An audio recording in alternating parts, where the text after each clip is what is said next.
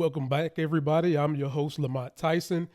On this channel, you get reviews, politics, movies, TV, and right now we're covering one of the best TV shows out there going, ladies and gentlemen, The PITT, Season 2, Episode 4, 10 a.m. And I will go ahead and get to the end and explain. Now, mind you, some of you all don't know, if you're new to my channel, I am a former respiratory therapist. So anytime they say something about respiratory care, the ER, I'm laughing, I'm smiling because I can vividly remember my days in the ER. And Dr. Langdon's last patient had the circle, and the rash went outside the circle, and they had the conversation. Could it be MRSA or something worse? A lot of this stuff, people, I can tell you because I've seen it. That woman has the flesh-eating infection. It's either that or she's got sepsis in her bloodstream. Post your comments for all my medical folks out there that know what I'm talking about. And I like how this show leaves us on a pretty good cliffhanger each and every week. The dynamics of the patients that they pick is impeccable. And even these side characters that they bring in is all beautiful. Shout out to the cast. Shout out to whoever the casting director was.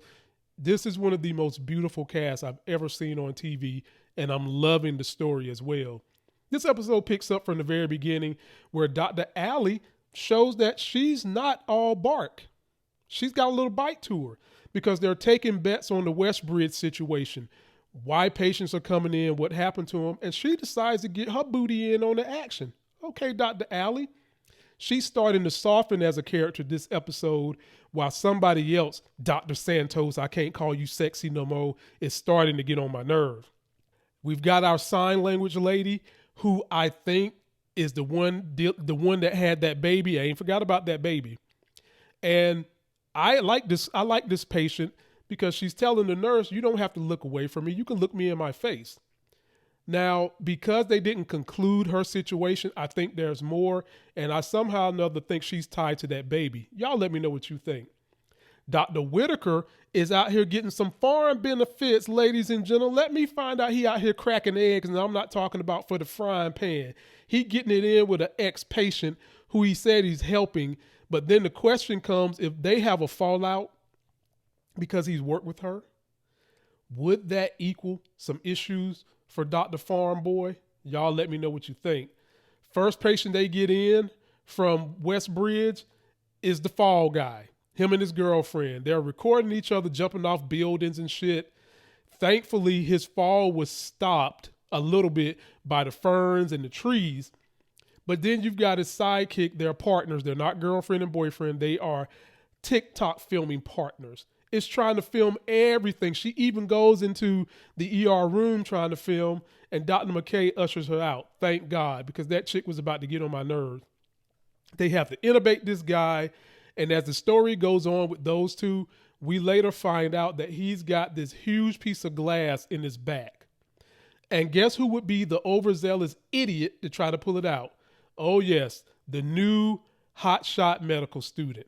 And I love how Dr. Garcia came in, got up in that ass and said, next time let the adults do their thing.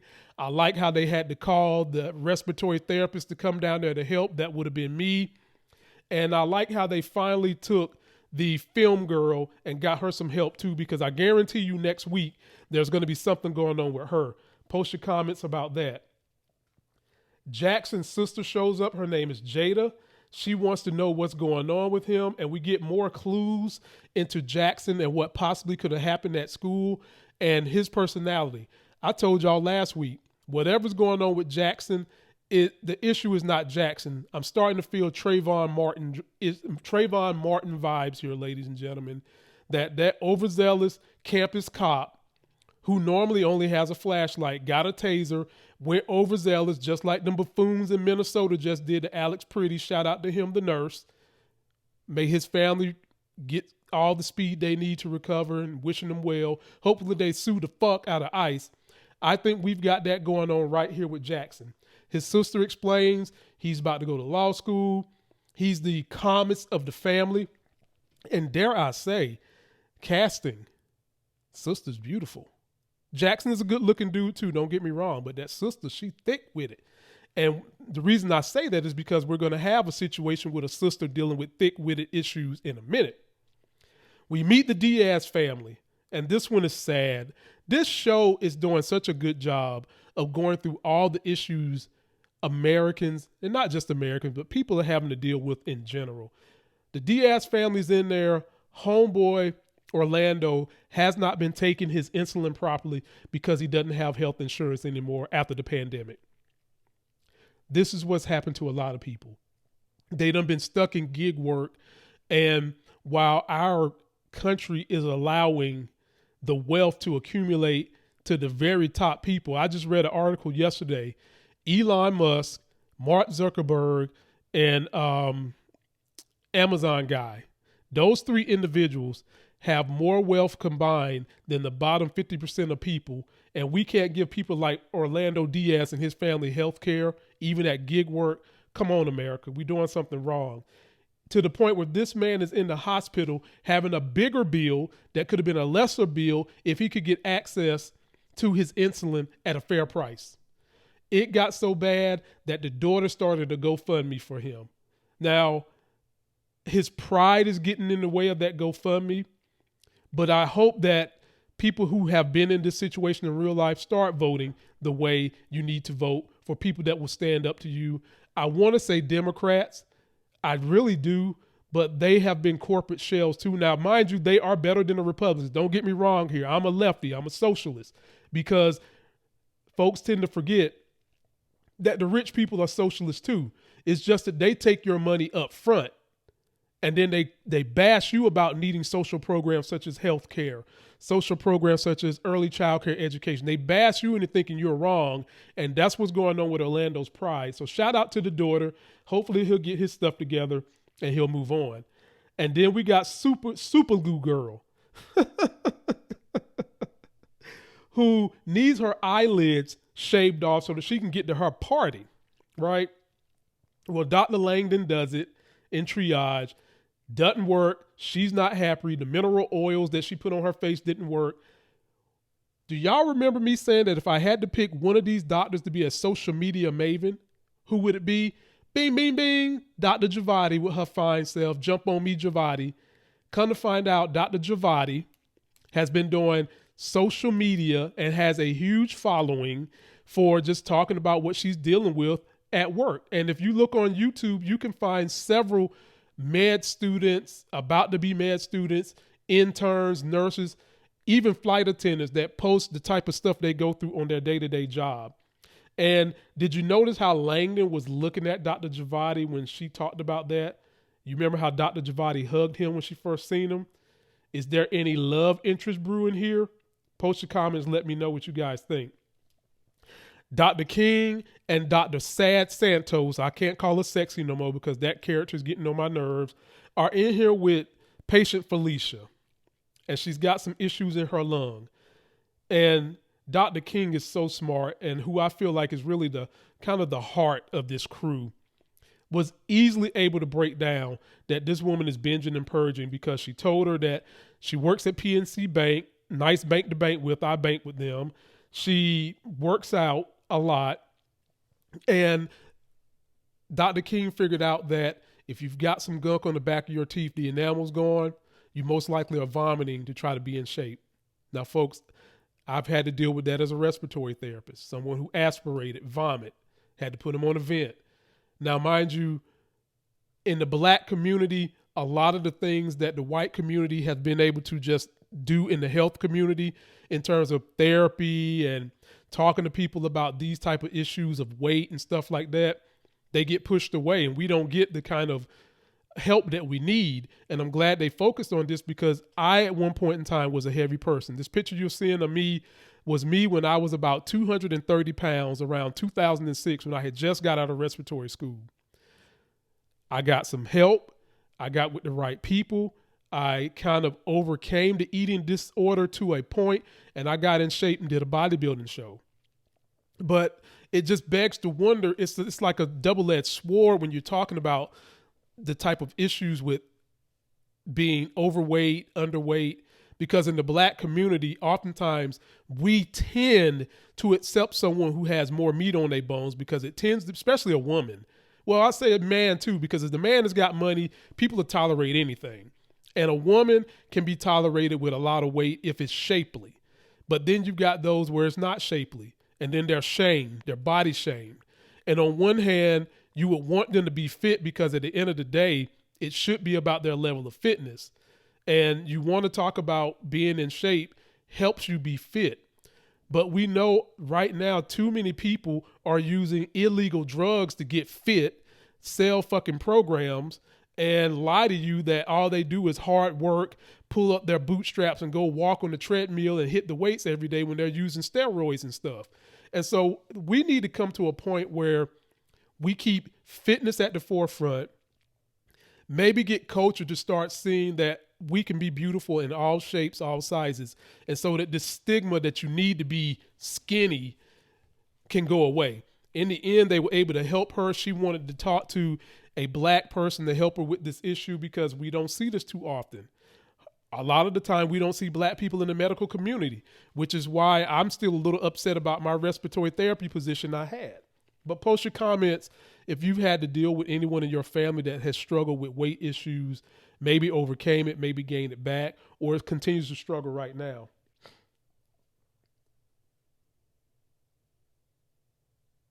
Dr. J is getting her blood drawn by the nurse. And I like Dr. J. I had jokes on Dr. J, but I actually like Dr. J now because she's witty. And when she's getting her blood drawn by the nurse, she basically is like, look, I am a hard stick. The nurse is able to get the blood, but then the nurse drops it, ladies and gentlemen. Lord. Folks, stuff like that happens when you're a newbie in the hospital. Because the job is a pressurous job when you're new. Once you become old, grizzle, a lot of things don't matter as much. You don't feel the pain and the weight. For example, Dr. King having to go to this hearing, you saw Dr. Robbie, it didn't even cross his eye, didn't even bat his eye. And when you're new, they did a good job of showing just how even the small things, because your brain is all over the place, you want to do a good job, can be rattled.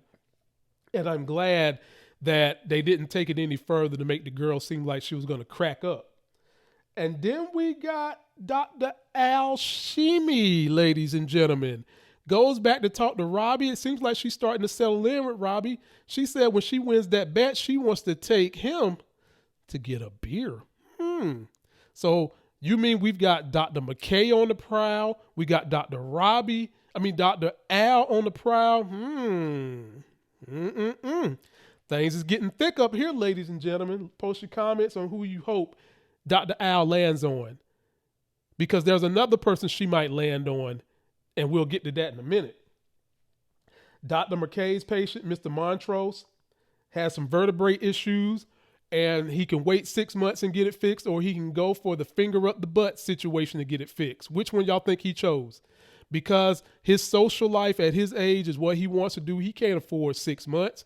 And so he wanted a close encounter with Dr. McKay. But no man likes, well, let me take that back. Most heterosexual men don't like things shoved up their butt, especially when they're going to create a big pop like he did. And boy, did she give it to him good. She took them 2 fingers, shoved it up that son of a bitch, and made him pop and jump out that damn bed. I thought he saw the Holy Ghost. He jumped out of there so fast. And then he was happy because he had relief. He tried to hug Dr. McKay.